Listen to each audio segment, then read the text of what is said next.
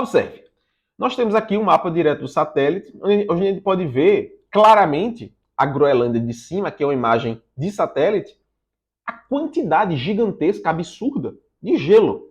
Como eu já falei para vocês, é a segunda maior camada de gelo do mundo, é a segunda maior reserva de gelo do mundo. E a Groenlândia, ela está aqui, olha, coladinho no Canadá. Isso aqui já é Canadá, tudo isso aqui é Canadá. Aqui é o Canadá, isso aqui é os Estados Unidos, aqui no centro da América do Norte, aqui o Canadá, que se estica aqui todo para cima, né? Aqui ao lado da Groenlândia tem a Islândia. A Islândia é um país soberano. A Islândia é um estado nacional. Então ela é um país, tá? Como a Dinamarca é um país, como a Noruega é um país. A Islândia é um país. Então a Islândia ela não é um departamento ultramarino, ela não é um território autônomo de algum outro país, ela não é uma possessão colonial. Não, não, não. Ela é um país. Porém, aqui nós temos as Ilhas Faroe, ou Faroé, que é um território da Dinamarca.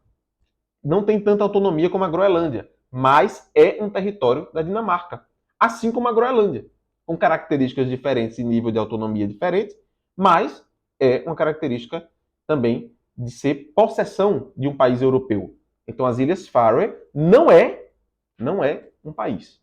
Assim como a Groenlândia não é um país, mas a Islândia é um país. Só para vocês entenderem esse contexto aqui, porque às vezes quando eu posto algum conteúdo sobre os países nórdicos, todo mundo pergunta, mas peraí, e as Ilhas Faroe? O que é que elas são? Elas não têm a bandeira própria? Não, elas não são um país. Então, se elas não são um país, eu não vou citar como país. Assim como a Groenlândia não é um país. É uma possessão da Dinamarca. Um território autônomo da Dinamarca. Tá? Observe, então, que ela está aqui justamente no que a gente chama de região do Ártico. Essa região aqui, olha, é a região do Ártico. Tá? Deixa eu tirar aqui uma aproximação. Olha, todo esse extremo norte do planeta se chama região do Ártico. E como o planeta é um globo, as nuvens estão atrapalhando um pouco. Deixa eu botar nesse modelo aqui. Ó.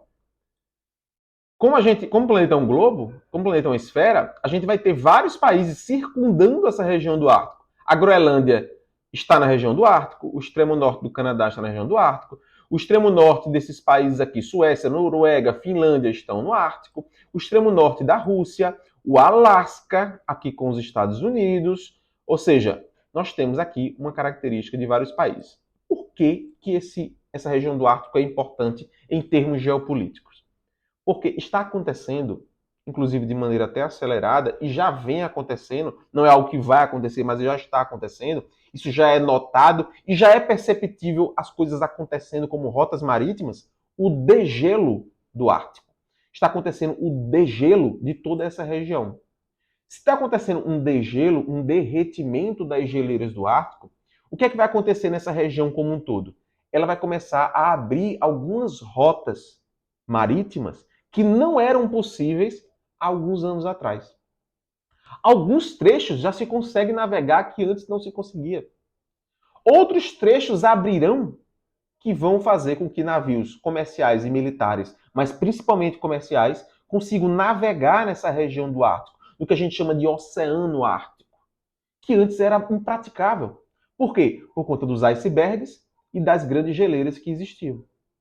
Era muito difícil, era muito custoso você viajar e perigoso você viajar nessa região. Cada vez fica menos perigoso você viajar pelo Ártico.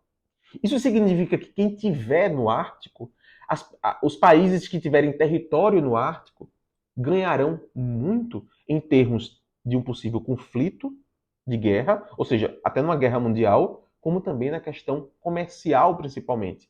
Porque, observe, se um navio sai aqui da China, a China está aqui, e ele pega o norte, ele sai daqui da China e pega o norte do planeta, ele vem por aqui, ó, passa por aqui e atravessa o Oceano Ártico, ele já está na Europa.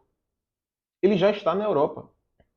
Esse trajeto ele é muito mais curto do que sair da China, atravessar todo o Oceano Índico, chegar aqui no Mar Vermelho e chegar no Mediterrâneo. Por dois motivos. A distância é mais curta, e lembrem, por que a distância é mais curta? O planeta ele é mais largo no seu centro e mais curto nas suas extremidades, nos seus polos.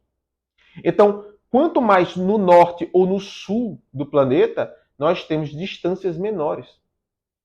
Então, se uma pessoa sai, se um navio sai da China para o norte do planeta, ele vai fazendo com que o planeta mesmo, a própria formação do planeta, ajude na distância e no encurtamento dessa distância para se chegar no destino. Você vai gastar menos tempo e menos dinheiro para se chegar no território. Se o Oceano Ártico começar a ser usado como rota marítima. E é o que parece que vai acontecer cada vez mais. Este é um ponto muito importante do interesse dos Estados Unidos na Groenlândia. Pessoal, o comércio marítimo é o maior comércio do mundo. É disparado o maior comércio do mundo. Ou seja, a grande maioria do comércio global ela não vem de avião, nem de trem, nem de nada. Ela vem de navio. Porque o navio ele comporta muito mais mercadorias numa viagem só do que um avião, do que um trem e etc. Ou seja, o comércio marítimo, o que ele puder ser encurtado, ele tem um impacto econômico muito grande, um impacto logístico muito forte, tá? Este é um ponto, o ponto econômico de você ter mais um território. Os Estados Unidos têm o Alasca, mas eles teriam mais um território muito mais próximo da Europa, inclusive, tendo a Groenlândia como sua posse. Outro aspecto é militar.